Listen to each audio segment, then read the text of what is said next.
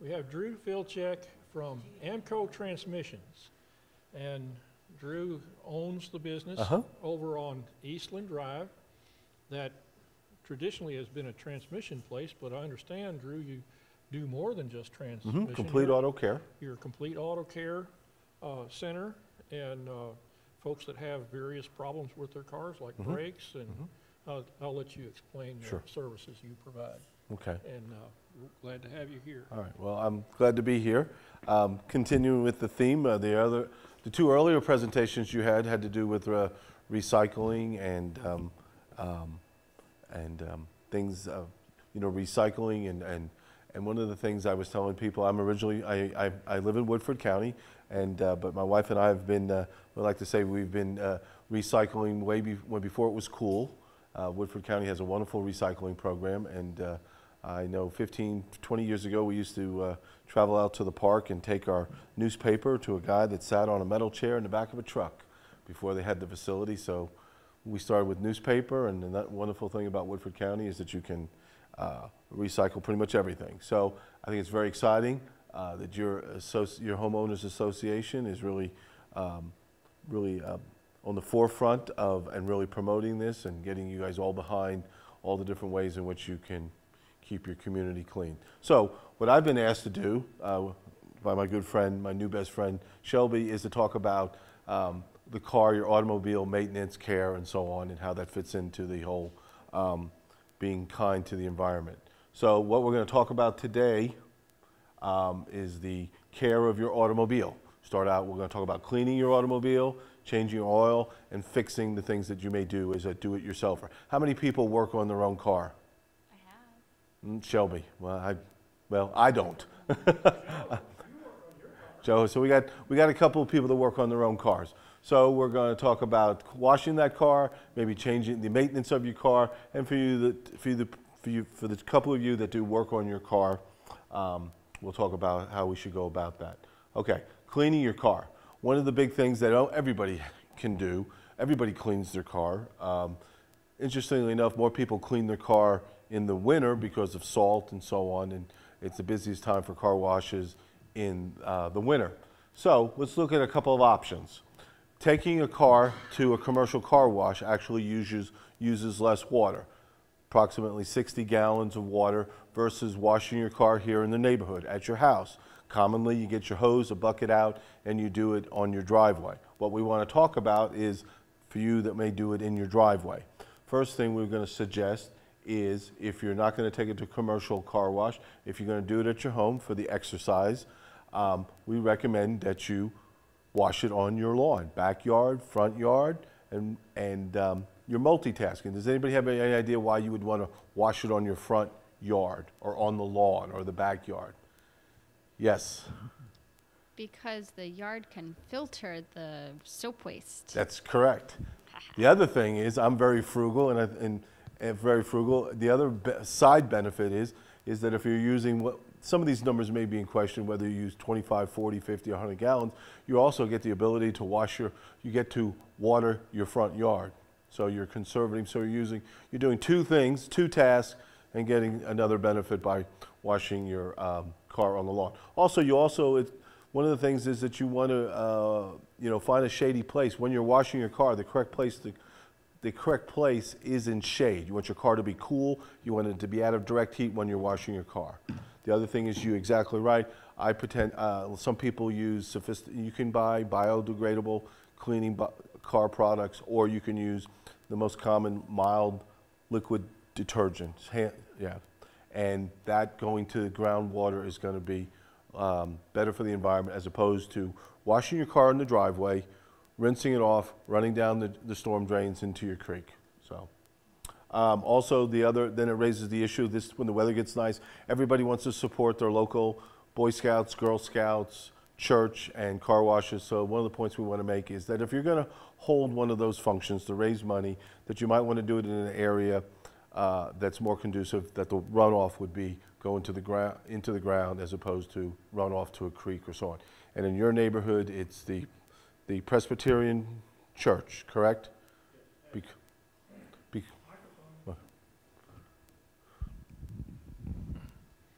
our church has an interesting situation where they have 2 parking lots. And the original parking lot, the main parking lot at the church was the first one that was built, and its water runs off into the street. And it runs down the street into the storm drain into Town Branch. Interestingly, when they added the second parking lot at the back of the church, the city made them put in a detention facility, and the water first goes into a rock under the asphalt. And after the water gets underneath into that rock cell, it goes down in the ground and doesn't get off into the storm drain. So there are aspects to looking at where is your car wash fundraiser going to be located, where's the water going to go, and if there's a way to keep it from getting in the storm drain in the church, in the streams, you ought to pick those locations. Back to Drew. Okay. Also, I might want to point out, I talked about it in the earlier session, going to the car wash, I don't know about you, but going to the car wash still, as a 50-year-old adult, I still get a big kick of going through an automated car wash where, you know, you get on a track and all these things, brushes, and there's a lot of activity. It's just, it takes me back to being 8 or 9 years old when you first went through your first car wash. I never get bored with it. Also, the other thing is too, car washes, you know, some of the car washes now, because they do it so efficiently, they're so reasonably priced, a lot of the water is recycled at that facility. So that's something you might want to choose as a consumer, to patronize, to go to a car wash where they do recycle the water. So, and a lot of them do, because it makes a good environmental sense and economic sense. Okay. All right. Change your oil. For the people that you're do-it-yourselfers, we'll talk about changing your oil. Now, we discussed that in this day and age, in a very competitive market, if, you know, with the internet and couponing and so on, it really makes it difficult. I mean, years ago, it was a big difference between a guy that changed his own oil and then paying somebody to do it. But now, for instance, you can get your oil changed anywhere from $10 to $15 to $20 routinely versus going out and buying the materials and doing it yourself. So I think if you shop around, you can consistently get your oil changed for under $20, and that's a good thing, because then they have the facility and you don't have to deal with getting rid of and recycling the oil. If you do change your own oil, you want to do it when the car's up to operating temperature. It makes it easier to collect the oil when you do, and the collected oil you can take to many different places. One of the things I was saying earlier in the earlier session, when I first started in the automotive business, you used to have to pay people to take your oil away. Now you do not. They will pay you to take your oil, and so most places like myself, I burn waste oil, motor oil, transmission fluid in our heating system. We burn about 1,500 gallons a year. So we would be more than happy if you wanted to bring your used oil so that I could burn it to heat my place. One of the standards set by the EPA, if you're going to change your own oil, you have the oil itself that you have to dispose of, and then you have the oil filter. You want to puncture it, let it drain down for 24 hours, and then you can dispose of that through your conventional trash or sanitation. All right. Does your car leak? Well, all cars leak. And it's really not a problem when it leaks in your driveway. It's one issue, but when it leaks in your brother-in-law's driveway, that's another issue. So, if your car's leaking, you want to determine what it's leaking. One of the tests that we use, and a lot of my clients have brought it in, you put a piece of cardboard under your vehicle. And we talked about this earlier. Does everybody know what the different oils are? Brake fluid is what color? Green. Brake fluid. Yeah. Sorry. Red. Brake fluid is red. Transmission fluid is red. Red. Motor oil is brown, black, when it hits cardboard. Antifreeze, I think what you were going for is the question. Antifreeze is green. Yeah, and sometimes that leaks. Yes. Yeah. Okay, we'll talk about that. So yes, if you have green, traditionally we were talking about antifreeze is traditionally green in color. Now, for a lot of late model cars, it's also an orange color. But traditionally, antifreeze, coolant for your radiator and cooling system is green. All right, so if you have a leak, you want to clean it up. We were talking about that if you have pets, one of the things that one of the most common household items you'll have in the house to clean up a spill, or we were talking about if your brother-in-law comes to your house and you find out he has a major leak to his car. One of the things that you can run into your house and get, or you may hopefully will have, if you have a cat, you have kitty litter. It's a wonderful absorbent. You put it on the spot. And if you have concrete, you'll want to use dry detergent, a powdered detergent. You can let it sit, let it rub in, and you brush it up. It won't take it all out, but it will mitigate the stain to your concrete. And if you have asphalt, and if it's sealed properly, you should be able to get it up. It will absorb it before it penetrates quickly, and you'll be able to sweep it up. Of course, if you get, like I said, with the cardboard, you'll take it to the person that you have a relationship with, and you say, I think I'm leaking some red stuff, or I'm leaking some green stuff. Okay. One of the things we want to point out, 1 quart of oil in the environment contaminates up to 25,000 gallons of water. So that's a pretty significant ratio. So fluids, automotive fluids can be very toxic. Okay, tires. Talking about the tires, when I talk on the radio, I do a radio show on Saturday mornings called Bumper to Bumper. Looking at somebody's tires is kind of like looking at the soul of their vehicle. It tells us if it's aligned. It tells me if they pay a lot of attention to the car or if they don't. Tires. Tire pressure. Tire pressure, right now statistically, 25% of all cars and 1/3 of all SUVs and trucks are as much as 25% underinflated. Now that reduces your fuel efficiency by 5%. And gas today was $3.39. Also, you have fuel efficiency, then you have tire wear. If, like I said, 1 in 4 people are 20% underinflated on their tires, it will reduce the tread life by 25%. So you have immediate feedback. You're losing 5% at the gas pump week to week, and long term you're losing up to 25% of your life on your tires by being underinflated. That's something that's very simple. The other thing is poorly inflated tires will cause the car not to handle as well. So from a safety issue. The question it begs, well, okay, air pressure, if that's important, what's all this buzz about nitrogen? Nitrogen is the buzz. It's a trend in that auto repair facilities offer. I don't offer it. You're predominantly found in places that their main business is tires and the sale of tires. Nitrogen is a way of stabilizing air in your tires. So with the change in the season, there's less chance that you lose in the air. There's a change in the air pressure. Now, as we talked about, the question I'll throw out to you: does anybody know how much nitrogen is in regular air? Air that you would get out of an air pump, or Shelby? 80%. 80%. It's actually 78, but we'll round it up. But 80%, in other words, if you can find an air pump. Years ago, when you went to fill up the air in your bicycle, you could go to every corner gas station. It was free. It was the air pump. Now you have to go to a Thornton's, a Mini Mart, a Super America, and pay 75 cents and hope it works. And you have air.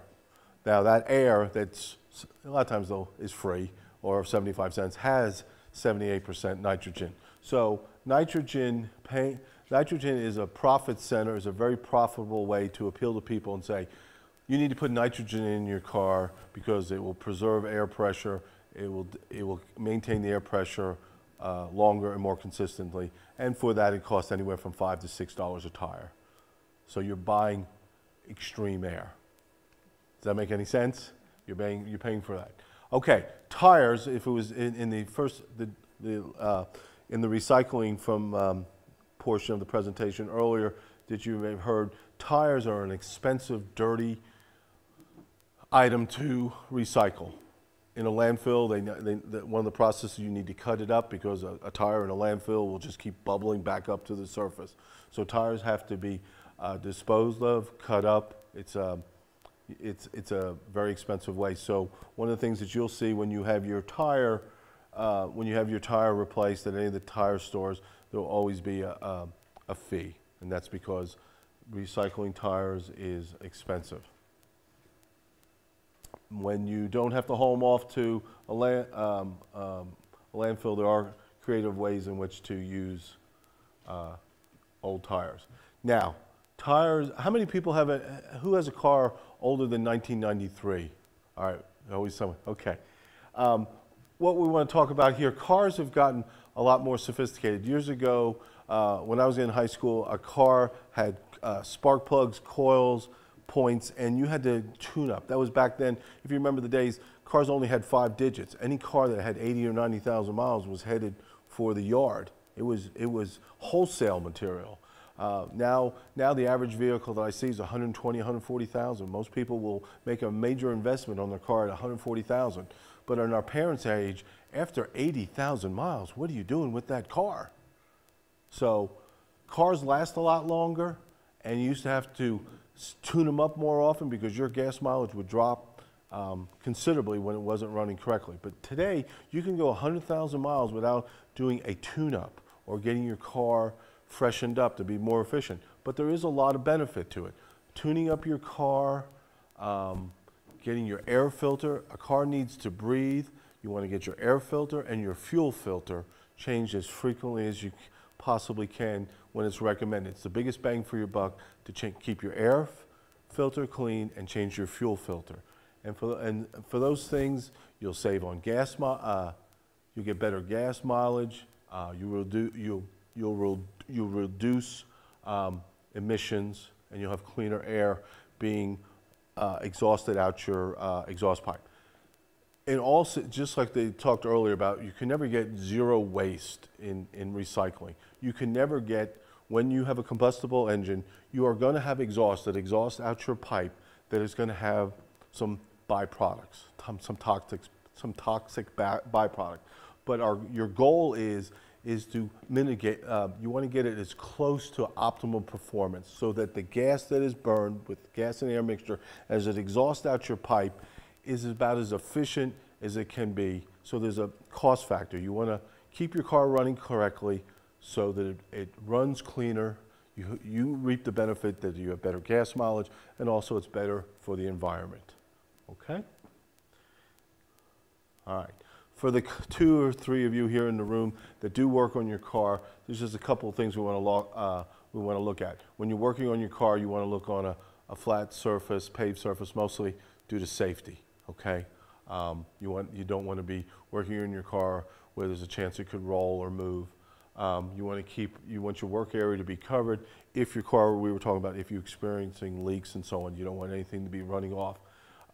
There again, you don't want to work in the street from a safety or near a storm drain so that the fluids can get away and get into the water table.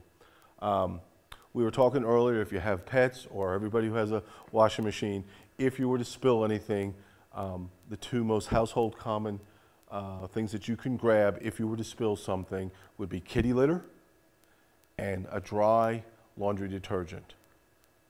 Put it in the spill, let it dry, let it absorb up, brush it, and sweep it up, and you can dispose of it. So, here's an example of if you spill something that can be absorbed, you want to let it set up and then brush it into a pan. What you want to do is avoid the easy way of going, oh, there's that nasty spot, and just hosing it down. So when you have an opportunity with a spill, you want to use an absorbent that will you can brush it in and then pick it up. Okay, that's what we were just talking about. You don't want to hose it away and run it into the drain. And we talked about the absorbents you can use would be kitty litter and laundry detergent. And then you can dispose of that in the trash. We'll talk about some more other types of automotive fluid. Coolant, the one you had talked about, very common. Radiator fluid is green historically, but there is some red fluid. The ethanol glycol, the green stuff that we traditionally grew up with is more toxic to the environment, and also presents a threat to your household pets, such as dogs or cats that may lick it up. The cool, which is the orange, which is found in your later model cars and most of your foreign cars, is more expensive, more friendly to the environment, and will not be, it doesn't present a danger to your household pets. Now, one of the things we wanted to talk about, just from a car maintenance standpoint, whether you have green or you have orange, and if you have a leak, you can mix it. Whatever coolant needs to be replaced from a car standpoint. So the question of whether do I have to put green back in green? Well, obvious. But if you can mix them. There's a myth that you can't mix the colors. All right, brake fluid. We talked about earlier. Brake fluid is historically red. If you're working on your own brakes, that is something that can be recycled, can be burned. Transmission fluid and engine oil. Transmission fluid, if you're doing the spill test, is red. Motor oil on cardboard will be brown or black. Transmission fluid, just a little side note, transmission fluid burns cleaner and hotter if you use it in a recycling capacity.